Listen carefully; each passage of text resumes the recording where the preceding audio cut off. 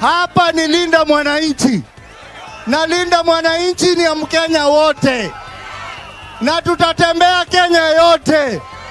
Leo tuko Thika kwa mulima, hata Sugoi tutaenda. Hakuna yule atatisha sisi. Ama mnasema namna gani? Mnataka tuende Sugoi? Alafu baadaye mwezi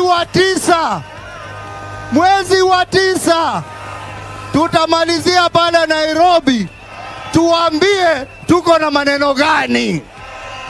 Wale walikuwa nauliza mwelekeo wa Linda Mwananchi ni nini, na waambie mwelekeo inakuja, na mwelekeo ni Kasonga aende.